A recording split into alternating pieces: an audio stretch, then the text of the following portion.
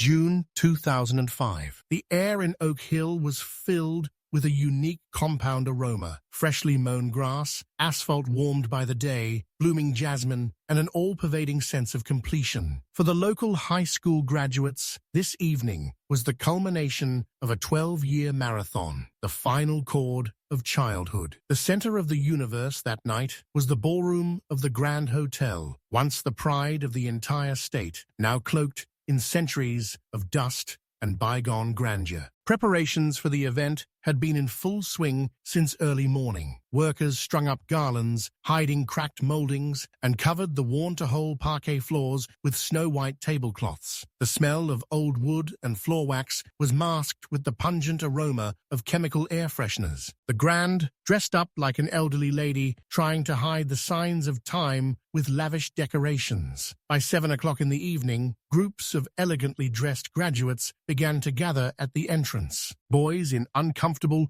mothball-smelling suits, girls in dresses as shiny as scales. All of them seemed a little out of place in their adult roles. Laura Evans emerged almost unnoticed amid this stream of elegant gowns. Her blue velvet dress was an anachronism against the shimmering chiffon and satin. Rather than sparkle, it absorbed the light, giving its color a deep and mysterious quality, like lake water at dusk. The dress was simple in cut, without unnecessary ruffles or rhinestones, and this made it fit her perfectly, emphasizing the fragility of her shoulders and the graceful curve of her neck. But the main accent of her look wasn't the dress. In her dark hair, styled in a low bun, rested a vintage headband of silver-plated metal with a turquoise inlay. The piece had once belonged to her grandmother, who had worn it through World War II, her first love, and the birth of her daughter. For Laura, it was more than just an accessory, but a talisman, a link to another era, a materialized memory. She adjusted it with trembling fingers, feeling the cold metal on her skin.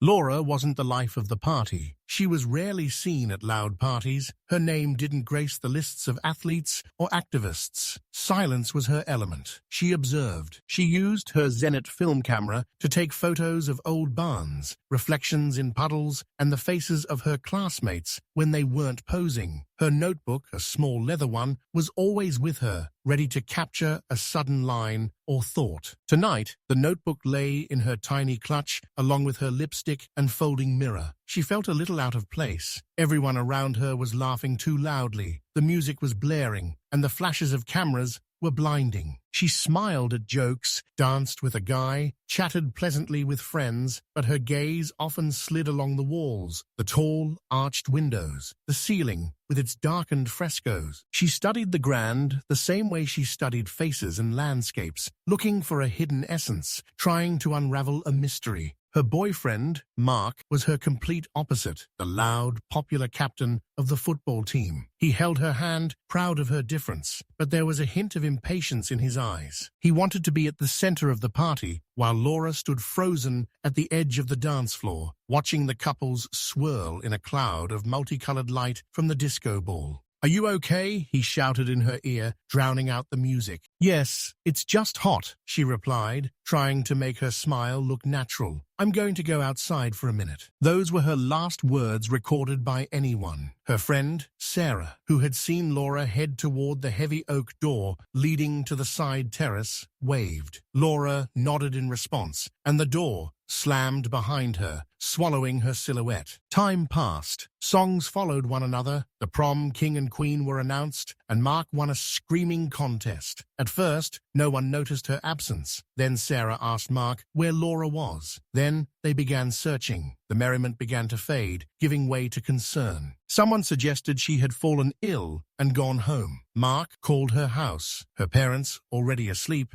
told her she was not there. It was then that Sarah's gaze fell on a chair in the corner of the room. On the velvet seat, like a ghost remaining at its post, lay Laura's small blue handbag. A strange, chilling feeling arose in everyone present. The handbag was there, but its owner was not. It felt unnatural. Wrong, like a missing button on a new suit. Panic grew in waves. First a quiet whisper, then loud questions, then a call to the police. The holiday was dead. The lights so cheerful just recently, now illuminated pale, frightened faces. The police searched the hotel grounds, the terrace, the neglected garden, the parking lot. Nothing. Not a trace, not a dropped shoe, not a scrap of fabric from a blue velvet dress. The night slowly receded, giving way to a grey, joyless dawn. Laura's parents, Mrs. and Mr. Evans, stood in the deserted hall, unable to comprehend what had happened. Their daughter, their quiet, intelligent Laura, was gone, disappeared into the festive night, leaving behind only silence, questions, and a small blue purse on a chair, a silent testimony that all this was no dream. The Oak Hill graduation ceremony would forever remain in the town's memory, not as a celebration, but as a black hole into which one of its young residents had fallen without a trace.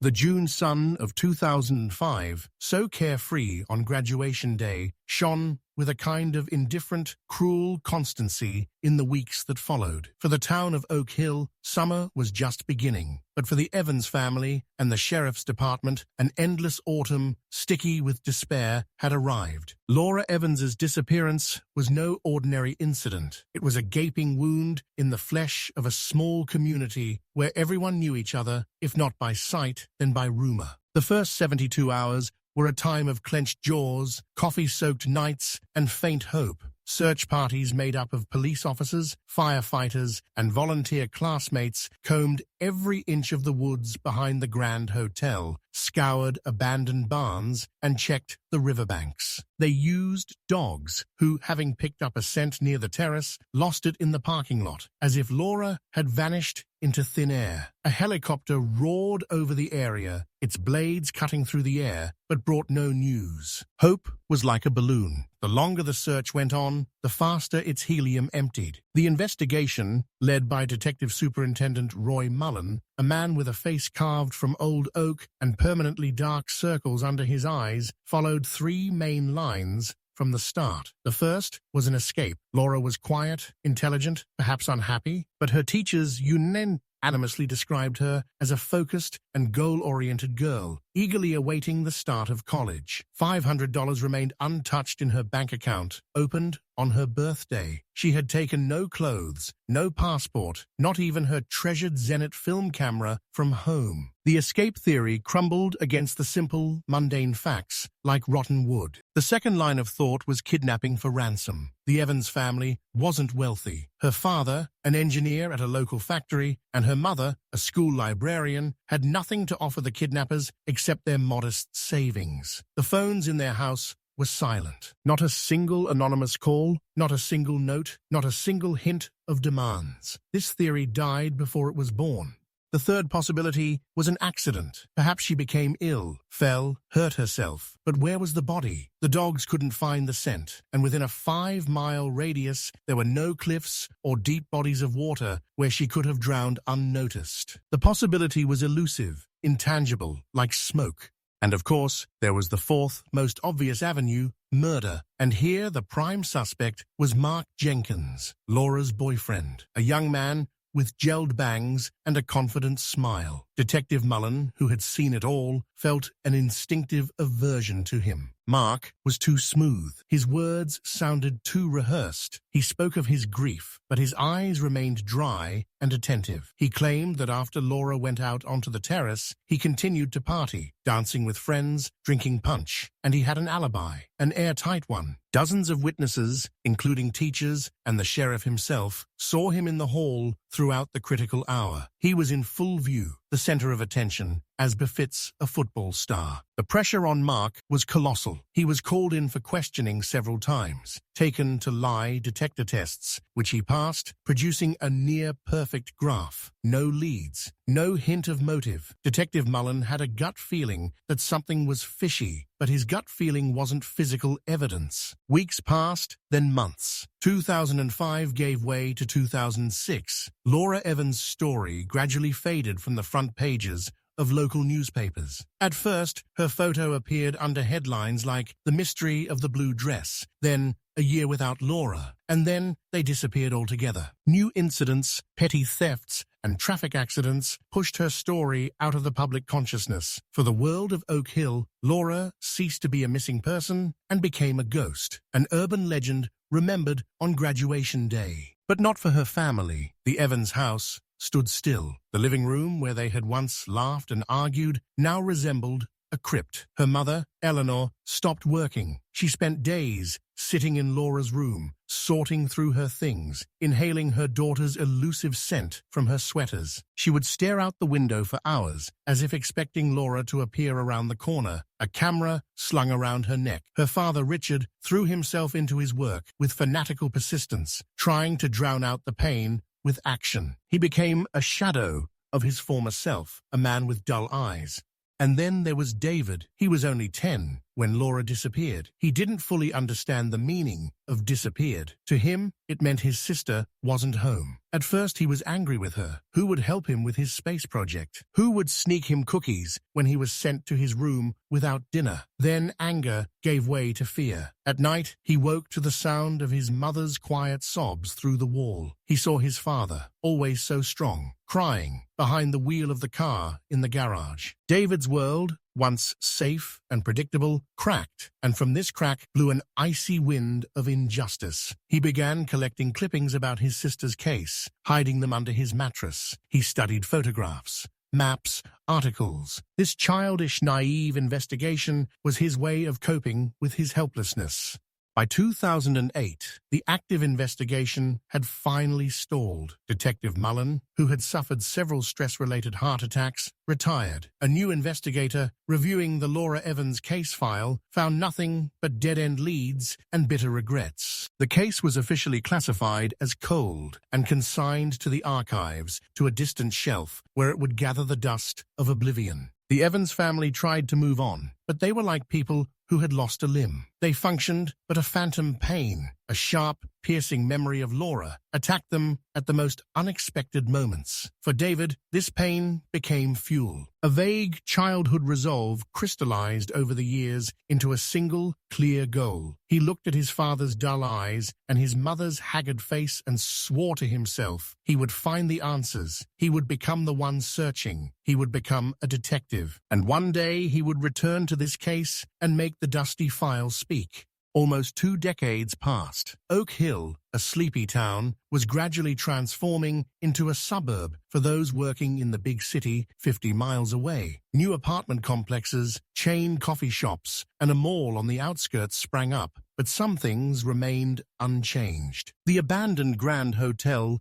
still stood there, increasingly dilapidated, increasingly ghostly. It was a silent reproach, a reminder of that very night the town would rather forget. To new residents, it was just an old building. To longtime residents, a grim monument. These days, the Grand finally has a new owner. A group of investors from the capital, unburdened by local memories, saw the potential for a luxury apart-hotel in its Gothic facades and high ceilings. The air smelled not of the past, but of money. A large-scale renovation began.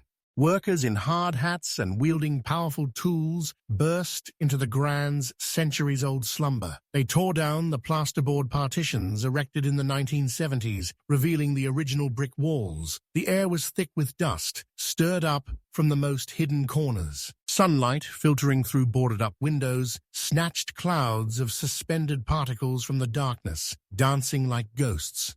The team working on the lobby and former ballroom was supervised by Foreman Victor, a practical and unsentimental man. He saw the Grand as nothing more than a collection of structures and utilities. That day, the task was to remove the massive, dark-carved stone fireplace that took up half a wall in the lobby. The project architect considered it a cumbersome relic of the past.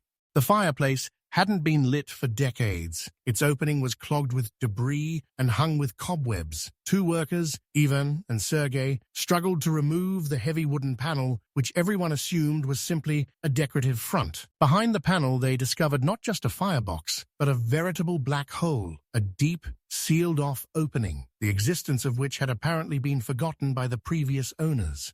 "Look, a secret compartment," Ivan chuckled, shining the flashlight inside. "Could be treasure." The space was small, about a meter deep and wide. Inside lay a thick layer of dust, like black velvet, mixed with broken bricks and dried leaves, probably carried there by birds. Ivan reached out to feel for mortgages or old documents. His fingers encountered something hard and cold. He pulled out an object. It was a hairband. The silver-plated metal was dull and darkened by age, but the turquoise inlay, freed from a layer of dust, suddenly came to life, catching the flashlight's beam and flaring with a cold blue flame. The headband was elegant, clearly antique, and it looked as incongruous in this grimy stone tomb as an orchid in a junkyard. "Grandma's antiques," Sergei grumbled, looking over his shoulder.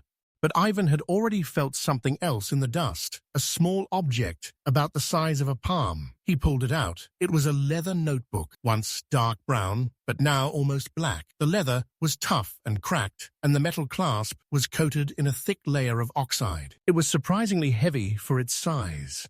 Ivan clicked the clasp. It gave way with a dry, creaking sound. He opened the notebook. The pages were yellowed and stuck together from age and dampness, but neat lines of blue ink could be discerned. Ivan, who knew little English, simply flipped through the pages until his gaze fell on the inside cover. There, written in the same handwriting, was a name: Laura Evans. Ivan froze. The name spoke to him, ringing like a distant, somber bell. He turned the hoop over in his hands, and his fingers felt not just dirt on the metal, but something rough and lumpy. He held the hoop up to the light. In the grooves around the turquoise, in the texture of the metal, dark brown, almost black stains were frozen. They were old, absorbed by the dust of centuries, but their texture and color were recognizable to anyone who had ever seen rust on iron or dried paint. But this wasn't paint. Then he looked at the notebook. Its cover, especially near the spine, had the same stains. They had seeped through the leather, been absorbed into it, become part of it. "Sergei," Ivan's voice suddenly grew hoarse. "It's that same girl, the one who disappeared back then, at graduation." Sergei, a local, remembered. His face had gone white under a layer of construction dust. The legend, told in whispers, suddenly materialized in their hands.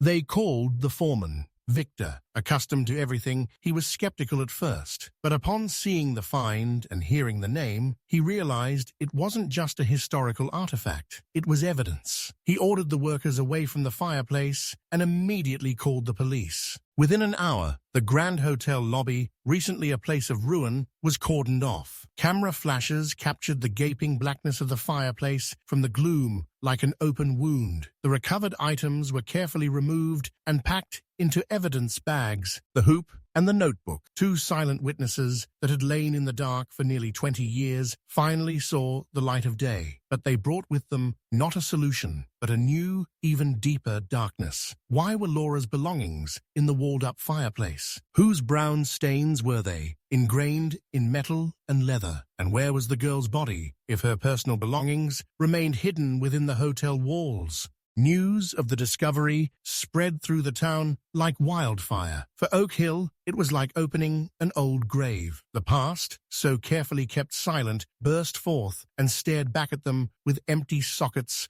of turquoise stones. The first detective on duty at the scene was too young to remember the Laura Evans case. To him, it was just a strange incident involving old things. But when he entered the name into the database and the screen displayed the tag, "Cold Case, wanted for nearly 20 years," followed by a photograph of a smiling woman in a blue dress, his complacency evaporated. He immediately followed the chain, and soon a tall, trim figure in a formal suit appeared in the Grand's lobby: David Evans. He wasn't running. His steps were measured, almost mechanical. His face, accustomed to hiding his emotions, was a mask of professional coldness. But inside, everything screamed. Every step across the dusty floor echoed in his temples like a dull thud. He'd seen this lobby 1,000 times in his nightmares and in old case photos. Now he was here, not as the missing girl's brother, but as Detective Evans. They showed him the evidence bags. Through the clear plastic, he saw the hoop,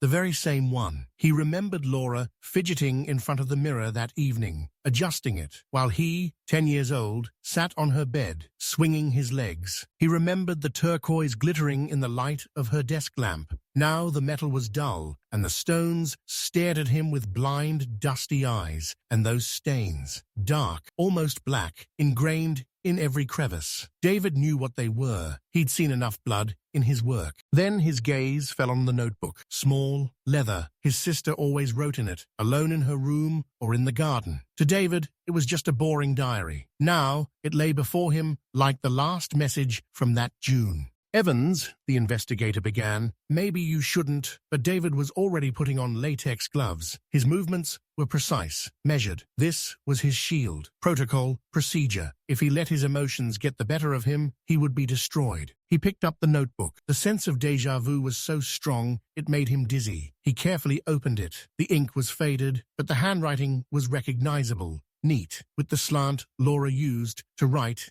in her school notebooks. The first few pages were typical of a teenage girl. Poems, quotes, sketches, thoughts about college and the future. But as graduation approached, the tone of the notes began to change. A week before the disappearance, the first alarming note appeared. June 14th. Today in the library, I came across the memoirs of Old Man Thornfield, the one who built the Grand. A strange guy. He wrote that the hotel was his living organism, and every organism has secret places, hidden from prying eyes. He mentioned observation rooms. Everyone thinks it's a metaphor, but I'm not so sure. There was a mania in his words. You can feel it. David turned the page, his fingers trembling slightly. June the 16th. I was at the Grand today, arranging a shoot before graduation. While everyone was bustling about, I checked something. In the east wing, behind the wall with the tapestries, there's a void. I knocked. It sounded hollow, like there was a room there. The security guard chased me away, saying there was a warehouse, but he was lying. I saw his eyes.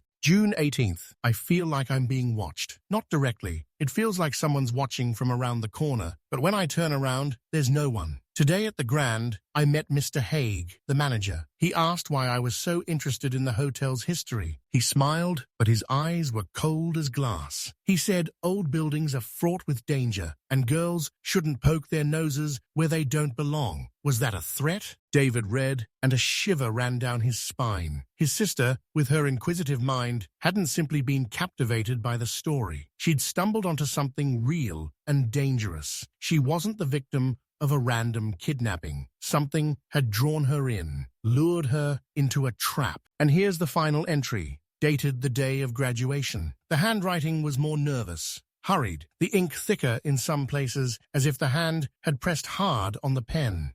June 20th, tonight. I can't shake the feeling that I'm being watched right through the walls. It sounds crazy, but I'm sure. I saw him this morning, Haig. He was talking to some man at the service entrance. They were passing something. Money? He saw me and fell silent. His look, he knows that I saw everything. He knows that I suspect something. I'm afraid, but I have to find out the truth. Tonight, at the party, I'll sneak in there. I've found the plans in the archives. There should be an entrance near the old chimney. If something happens, if I'm not here, look for the mirror room. That's where it all ended. The next page was blank. The final words hung in the air, as if written in fire, in the dark lobby. Mirror room. David slowly closed the notebook. He looked at the walled-up fireplace, at the dark opening, which he now realized was not just a hiding place, but a portal to his sister's nightmare. Laura hadn't come out for some fresh air. She'd gone on her own investigation. She knew the risk, but she'd gone anyway, and they'd caught her. He handed the notebook over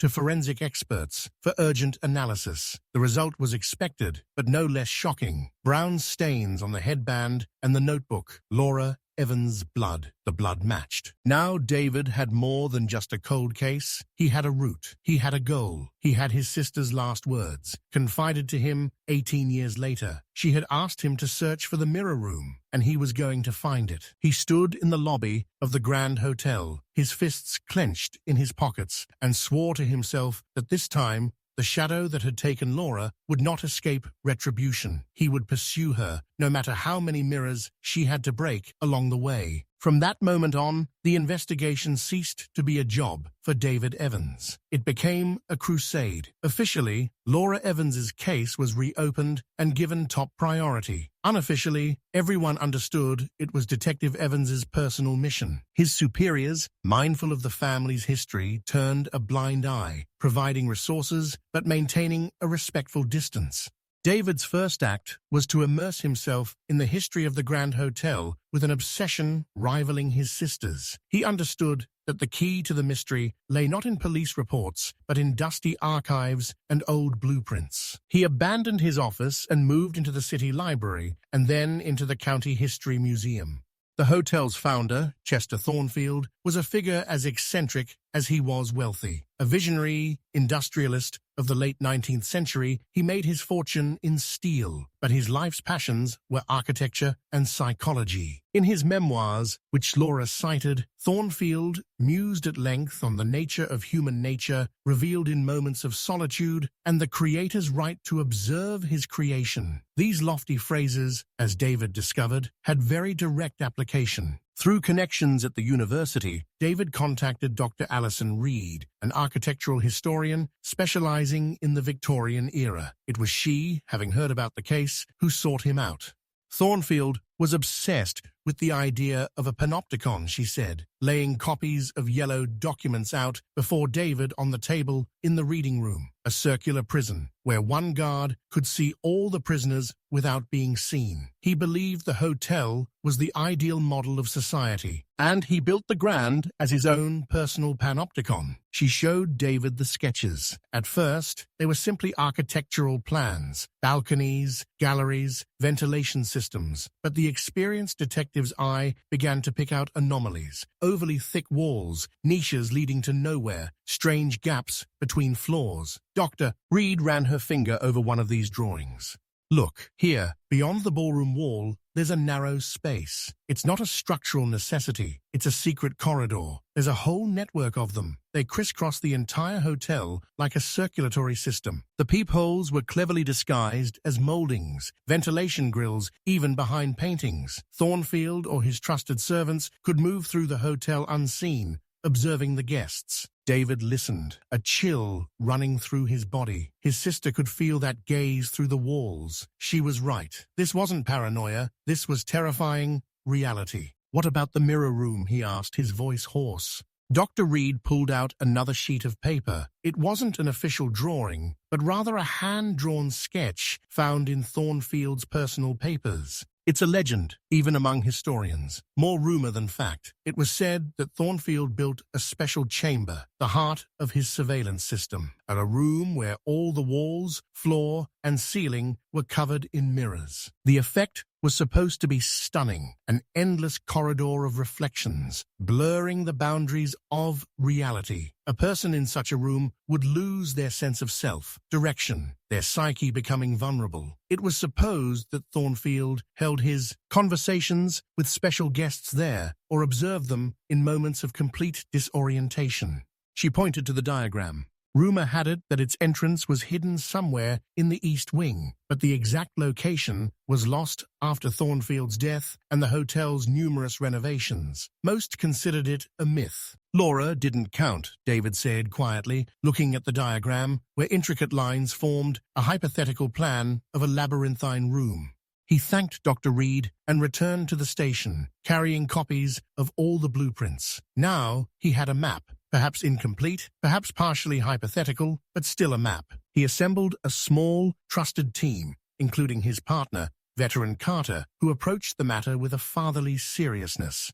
They re-entered the Grand. Now that they knew what to look for, David saw the hotel with new eyes. Every molding, every lattice, every wall projection was a potential mask concealing an ugly truth. They focused on the East Wing, near the old fireplace, where they had found Laura's belongings. Using ground-penetrating radar and tapping the walls, they searched for voids.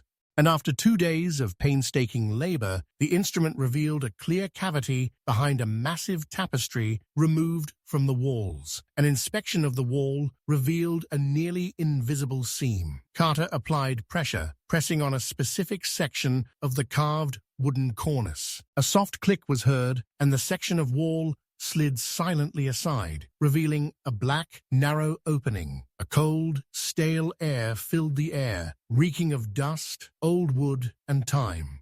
David shone the flashlight beam inside. It illuminated a narrow, dusty corridor leading deeper into the building. Thornfield Labyrinth. Laura was here. She had found this entrance 18 years ago. She had stepped into this darkness in her blue velvet dress and a turquoise headband to discover the truth. Now, it was his turn. David took a deep breath and stepped forward into the maw of the past, feeling heavy, invisible gazes watching him from the walls. He followed in his sister's footsteps, and every step across the dusty floor echoed in his heart with a long-forgotten fear. The air in the secret corridor was dead. It didn't move, didn't circulate. It was thick and stale, as if it had been sealed here along with the secrets of Thornfield. The dust raised by their footsteps hung in the lantern beams in a slow, drawn-out dance. It settled on their lips and clogged their noses, evoking the taste of decay and oblivion.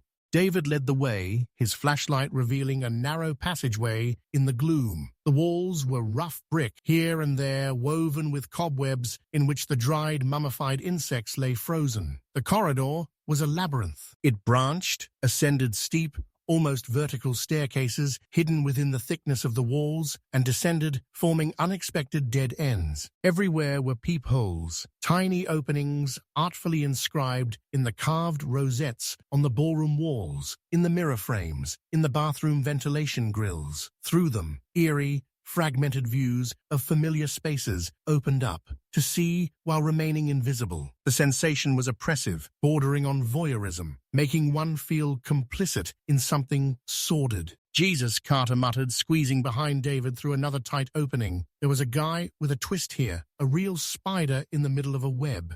David didn't answer. He studied the floor. In some places, in the thick layer of dust, old, barely discernible footprints were visible, not theirs. Someone had passed here long ago. One set, small, neat, almost certainly a woman's. Laura. His heart sank. He saw her, carefully picking her way through this labyrinth, a notebook in a trembling hand. Her breath must have been ragged with fear and terrible anxiety.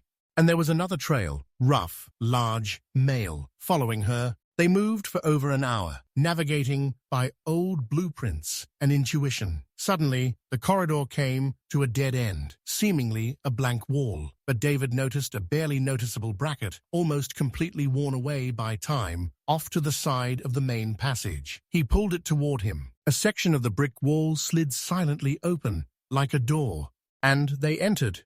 The beam from David's flashlight reflected off him and hit him right in the eyes, blinding him for a second. He closed his eyes, and when he opened them again, he froze in the doorway, unable to speak. The mirror room. It wasn't a myth. The room was small, about 3 by 3 meters, but visually it stretched to infinity. All the walls, floor, and ceiling were covered entirely in mirrored panels in heavy, dark frames. The reflections multiplied, fragmented, and receded, creating the illusion of an endless cosmic space in which dozens, hundreds of their own stunned faces were frozen. Every movement, every glance created countless copies, lost in the mirrored distance. The air rang with a crushing, oppressive silence, broken only by their own breathing, also multiplied and distorted. "Damn it," Carter breathed, and his whisper, echoing 1,000 times, rustled from all sides like the voices of ghosts. David forced himself to step inside. His reflections stepped toward him. He felt dizzy. Space was losing its meaning. Where was the exit? What was reality and what was illusion? And then his gaze, sliding along the endless corridors of glass and shadow, caught something else. In the corner, on one of the mirrored panels, at eye level, was a small, faded, heart-shaped sticker, pale pink, almost white. Scribbled on it in marker were the initials L. Lee. Laura. She was here. She'd marked the way, like in the fairy tale of Hansel and Gretel, leaving breadcrumbs in the mirror forest. David reached out and touched the cold glass above the sticker. It was the most direct, tangible connection he'd had with her in all these years. He felt her presence, her fear, her determination. "David, look," Carter said quietly, pointing his flashlight beam at another wall. David turned around. On the mirror opposite, at about the height of a man's head, a pale, blurry imprint lay frozen, a palm print. It was barely visible, as if it had been left by a damp, trembling hand, and then dust and time had rendered it an almost transparent ghost. But the contours were clear: 5 fingers, a lifeline, the mounts of the palm.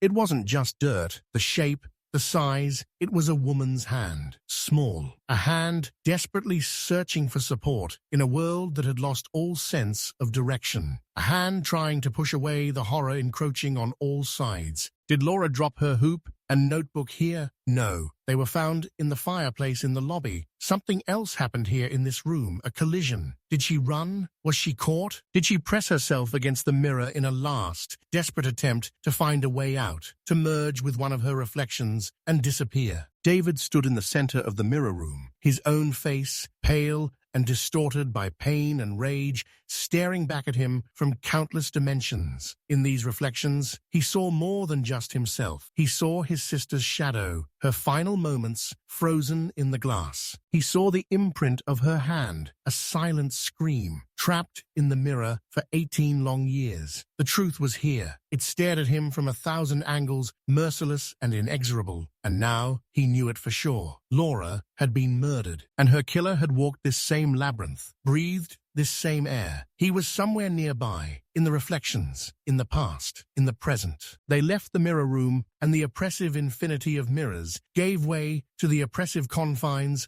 of secret passages. But now David saw this labyrinth not simply as architectural madness, but as a map of the last moments of his sister's life. Every turn, every peephole was part of a puzzle. He returned to the station, locked himself in his office, and laid out all the evidence before him like a mosaic. Laura's diary, the 2005 reports, photographs of the hoop and notebook, a diagram of the secret passages, a photo of a palm print, and a post-it note with initials. David's brain, honed by years of working on the most grisly crimes, began to piece together the disparate fragments into a single, terrifying picture. He cast aside his emotions. He was no longer a brother, but an investigator, searching for logic in chaos. Laura, with her inquisitive mind, learned about the secret room from Thornfield's memoirs. Her fascination grew into an obsession, especially after she spotted something suspicious. Manager Haig engaging in a dubious transaction at the service entrance. She felt she was being watched, and her fear was justified. Thornfield's surveillance system was still functioning, not as a whim of the founder, but as a tool for someone else. The prom became her chance. While everyone was dancing, she slipped into a secret passage near the old chimney. She found the mirror room, and she witnessed something she shouldn't have. Perhaps it was a meeting, a deal, the storage of something forbidden. Manager Haig, or someone else who exploited Thornfield's legacy for their own ends. She was discovered. Perhaps she ran, dashed back through the labyrinth. In a panic, she dropped her hoop and notebook into the niche of the old fireplace in the lobby, the first available hiding place she encountered. But they caught her, cornered her, into the mirror room. There, surrounded by endless reflections of her own horror, they dealt with her. Her body was likely carried out through the service exits, which were perfectly controlled by that same Haig or his accomplices. This explained why the dogs lost the scent in the parking lot. David summoned Arthur Haig, the former manager of the Grand Hotel, to the station. A man in his 70s, with a neat parting and the hands of a banker, he carried himself with a cold arrogance. "Mr. Haig," David began, looking him straight in the eye. "In 2005, you claimed you were in your office writing a report on the night Laura Evans disappeared. Your alibi was corroborated by 2 employees." "Exactly, detective, and nothing has changed with the techmin," Haig snapped. "Did you know about the hotel's system of secret passages?" David asked, watching every microscopic reaction.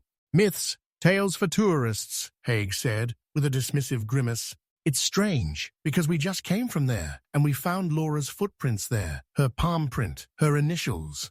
For a second, something sharp and sudden flashed in Haig's eyes. Fear, panic, but then the mask of indifference returned. "I can't imagine how they got there. Kids always make a mess." David understood there was no direct evidence, only a chain of logic. Haig knew the ropes. He was there. He had a motive. Laura could expose his illegal dealings. He had access and the opportunity to dispose of the body. But all of this was circumstantial. Too much time had passed. The witnesses had moved away. The memories had faded. Haig, just like 18 years ago, was evading responsibility.